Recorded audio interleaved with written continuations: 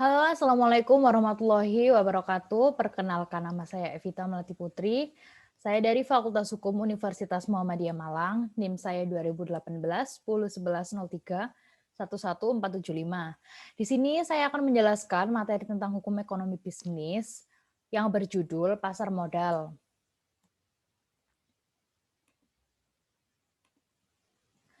Nah, pasar modal ini ada beberapa subbab. Yang pertama, saya akan menjelaskan tentang pengertian, yang kedua tentang jenis pasar modal, yang ketiga tentang fungsi, yang keempat tujuan, yang kelima perannya pasar modal, dan yang terakhir produk dan instrumen.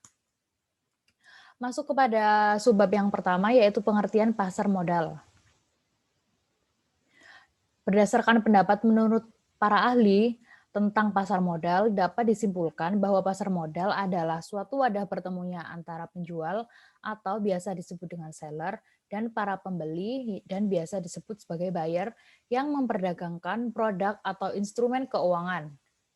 Penjual dalam hal ini disebut sebagai perusahaan go-public atau dikenal sebagai emiten, sedangkan pembeli dikenal sebagai investor.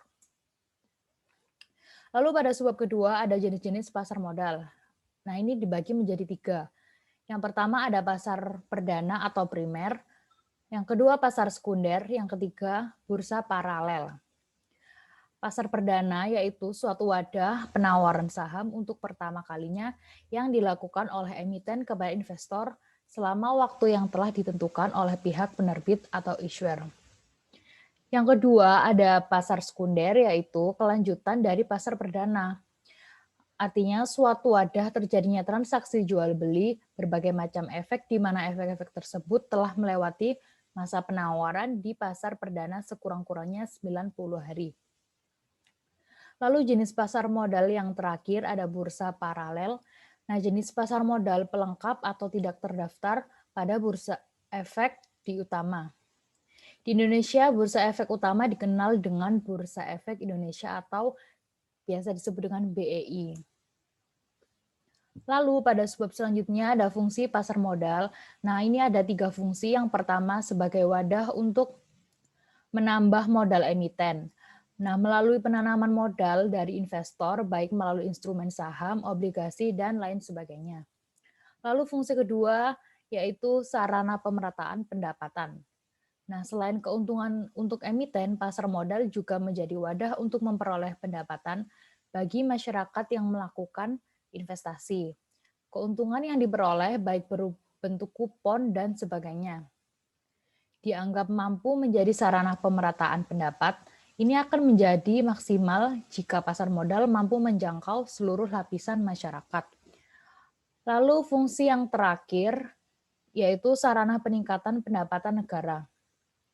Negara dalam hal ini pemerintah juga mendapatkan keuntungan dengan adanya pasar modal, yaitu sebagai sumber pendapatan negara khususnya melalui pajak. Semakin tinggi transaksi yang terjadi di pasar modal, semakin besar juga penerimaan pajak negara melalui pasar modal.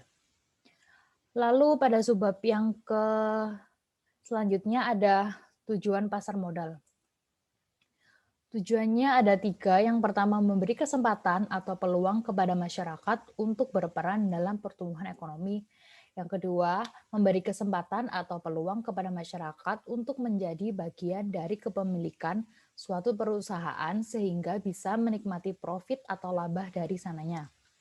Yang terakhir, yaitu memberi kesempatan atau peluang kepada pelaku bisnis atau perusahaan untuk mendapatkan sumber modal dalam rangka melakukan ekspansi.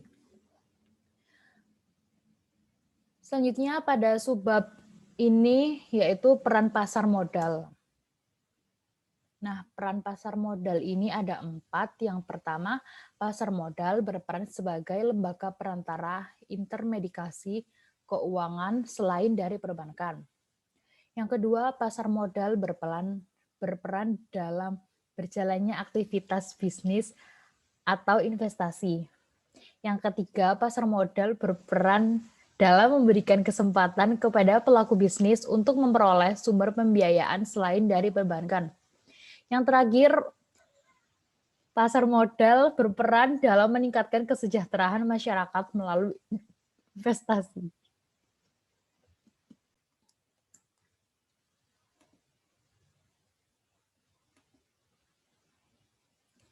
Pada subbab yang terakhir ada produk dan instrumen pasar modal.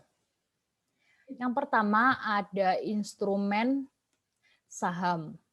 Apa sih instrumen saham itu? Nah, instrumen saham secara umum adalah surat berharga yang dapat dijadikan sebagai bukti kepemilikan seseorang terhadap suatu emiten. Dengan kata lain, jika Anda mendapatkan saham emiten dengan jumlah tertentu, maka Anda sudah dianggap menjadi bagian dari pemilik perusahaan.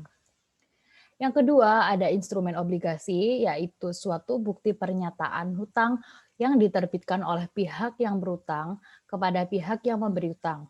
Umumnya di dalam bukti pernyataan utang tersebut berisi jumlah kupon atau bunga serta tanggal jatuh tempo pembayaran. Jangka waktu obligasi di Indonesia rata-rata 1 tahun sampai 10 tahun. Nah, obligasi termasuk produk dengan tingkat resiko yang relatif rendah sih. Lalu yang terakhir ada instrumen reksadana, yaitu suatu wadah atau sarana untuk menghimpun dana dari investor, di mana dana atau modal tersebut akan dikelola oleh manajer investasi selaku profesional di bidangnya. Yang terakhir ada instrumen derivatif. Secara sederhana, derivatif yaitu aset finansial atau efek turunan yang diturunkan dari saham dan obligasi. Memang instrumen derivatif ini bisa dikatakan paling asing dan jarang didengar oleh masyarakat. Derivatif juga dianggap sebagai instrumen investasi yang paling tinggi resikonya di pasar modal. Nah, semuanya itu tadi yang bisa saya sampaikan tentang materi pasar modal. Semoga bermanfaat bagi kita semua dan kita semua selalu dilindungi dalam keadaan apapun. Terima kasih semuanya. Assalamualaikum warahmatullahi wabarakatuh. Dah.